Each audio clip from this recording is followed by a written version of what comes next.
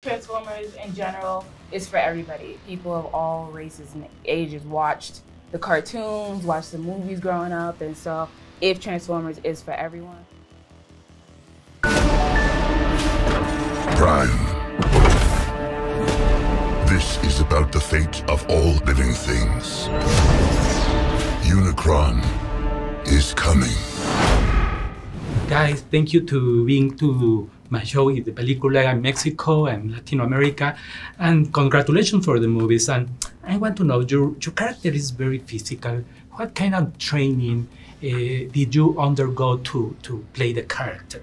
I was working out with a trainer in Montreal, and where we were shooting in Peru. So it was really like just working on just staying loose, stretching a lot. We were, lifting weights and just trying to do a lot of exercises to stay loose. We had the movie, right? It was really physical and getting dropped like 30 feet by a robot. Climbing rocks. But I was not prepared. But Anthony did cover that I get some training. He made sure to look out for me, so that was very nice. Appreciate you. I appreciate it. No, that's all right. All right. Yeah, no, I just want to make sure, we was all in shape and yeah, so, it was really important to just stay in shape, just stay loose for the movie. Didn't want to get, I got hurt anyway still. It was really physical, but just try not to get hurt badly. Oye, cuéntame, ¿cómo fue que veniste a dar a Transformers? ¿Qué te llevó a Transformers? ¿Cómo te reclutaron? ¿Cómo hiciste algún casting? ¿Cómo fue? A ver, cuéntanos. Sí, gracias Armando por la película. Saludos a todos los fans de 40 y saludos a Gaby Cam también. Y bueno, muchas gracias por la entrevista.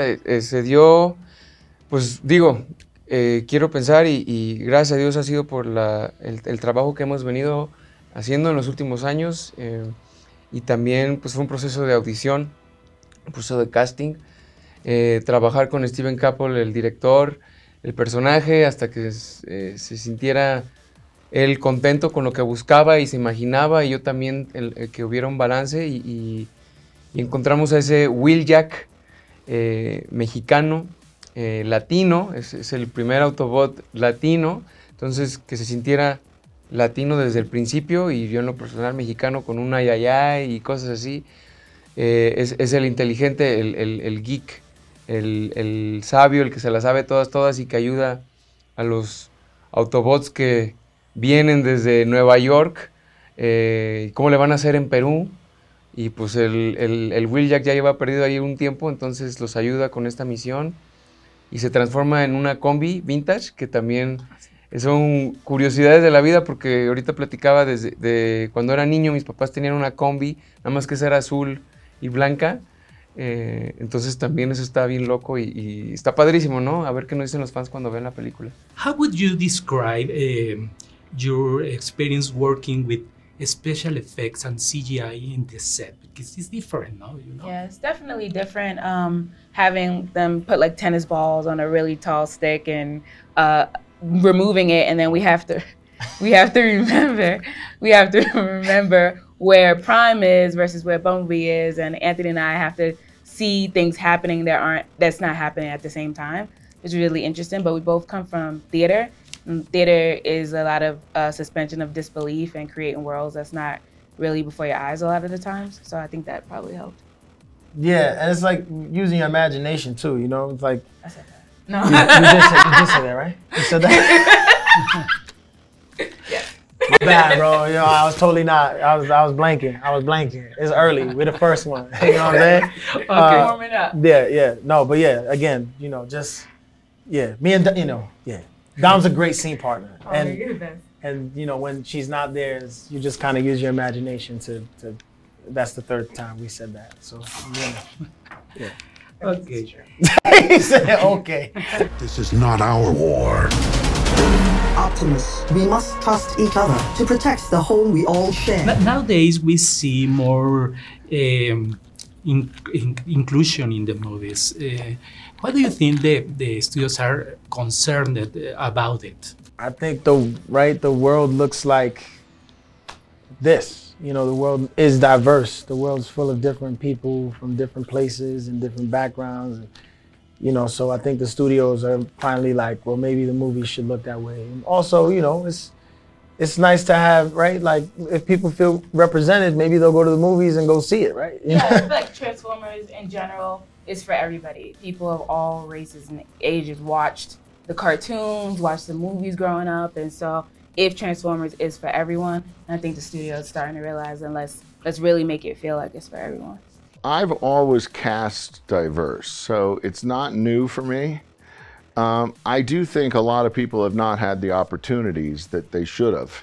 So I think it's right that people are focused on trying to rebalance that, you know. But I think where you can go wrong is if you do it only because of it.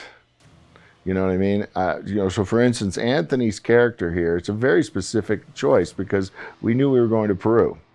So you wanted him to speak Spanish and you wanted him to feel like it was an environment that was friendly to him. I'm not sure why we felt that way, but we did. So right from the beginning, we actually originally were going to go to Brazil, funny enough. But in either case, we were going to South America. And it just felt right that we would bring a character like Anthony. And also, you know, one of the things we wanted to do with his character is we wanted an underdog. And so the experience of rejection and not getting opportunity is unfortunately more a diverse experience than a white experience. So it was also something that felt true to what we were trying to do, this is a person who we want to be the underdog, who gets what he deserves finally. How challenge is to retell this story and make it feel different? Yeah, well, I mean, part of it is just one, being a fan helps a lot because you know what you would want to see on the screen, and two is like the research, knowing what was done before. In our case, we're like in the middle ground of being a movie that takes place after Bumblebee, but before the 2006 Transformers, 2007 Transformers. And so I think a lot of it comes from character work. You know, when you're stepping into characters, taking places they haven't been before, giving them different kind of arcs, it allows for just like a new air to breathe. And then that goes into casting as well. So when I say characters, I mean Optimus Prime as a robot. He's been in all the films. How can you see his arc? And then with our human characters, Noah and Elena, you know, their backgrounds, who they are as people, being in a movie like this, what are some of their arcs and storylines? So you start from there, and then gradually it feels like everything else is kind of natural. And yeah, and we also have the Beasts, which are kind of new within itself. What advice Michael Bates gives you to direct this movie? He gave me CGI visual effects advice. You know, he was definitely busy. He was directing his own film, and so when we did talk or chop it up, it was mainly about like how to manage and what were some of the tricks of the trade that he's done in the past. He's done 5 of these. So for me, I was trying to develop my own style and figure out how I want to approach, you know, bringing CGI robots to life. But there's a level of like knowledge that he knows and wisdom because of all of his experience. So a lot of it became, all right, how to make colors pop, how to manage different vendors and things like that when trying to get to the, you know, to the finished product.